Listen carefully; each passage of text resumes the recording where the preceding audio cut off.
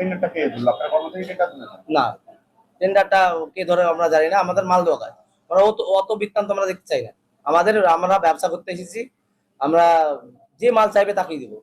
বাদ দিয়ে অন্য কাউরের নামে যে কোনো নাম, যে কোনো কাজ হোক না কেন, যদি আপনি মিষ্টি বলেন বা যে কোনো জিনিস বলেন, যদি আপনি আল্লাহকে বাদ দিয়ে অন্য কোনো মানুষের নামে হোক না কেন, কোনো ঠাকুর দূরের কথা, কোনো মানুষের নামেও যদি হয়, সেটা হয়ে যাবে শিরিক।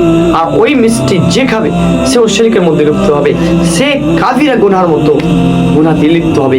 আর আমাদের একজন ওয়াকব জাহেল মুখ্যমন্ত্রী, সে নাকি মুসলমান এবং হিন্দুদেরকে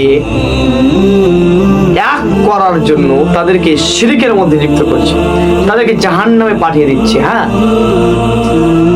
এই জন্য এই জগন্নাথ মন্দিরের প্রসাদ যখনই আসবে, আপনাকে আমি বলি আপনার পাড়ার কুত্তাকে খাওয়াই দেবেন। এটা আমি বলছি, কুত্তাকে খাওয়াই দেবেন।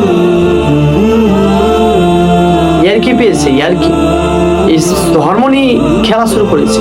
এতদিন রাজনীতি নিয়ে খেলা শুরু করেছিল, রাজনীতি নিয়ে খেলছিল, কিন্তু এখন দেখছি যে ধর্ম নিয়ে এখন ধর্ম নিয়ে খেলা শুরু করে দিয়েছে।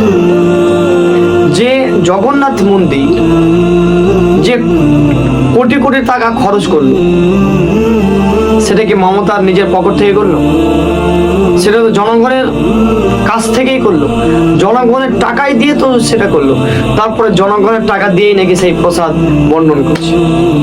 কখনো শুনেছেন যে পশ্চিমবাংলা দূরের কথা, ভারতবর্ষে কোন এক জায়গাতে মানে জনগণের টাকা বা সরকারের টাকা দিয়ে একটা বড় মসজিদ তৈরি করে দিচ্ছে? শুনেছেন? অসম্ভব। যাই হোক, এটা বাদছি না, কিছু বলার দরকারও নেই। যেহেতু আমাদের মুখ্যমন্ত্রী, প্রধানমন্ত্রী তারা সকলেই হিন্দু, এটা করতে পারে, কোনো আপত্তি নেই। আপত্তি হচ্ছে এইটাই যে প্রসাদ মুসলিমদেরকে দিবে কেন? কেন মুসলিমদেরকে পাঠাবে? তাদেরকে কেন গুনার মধ্যে যুক্ত করবে? ভিডিওটা বেশি করে শেয়ার করুন।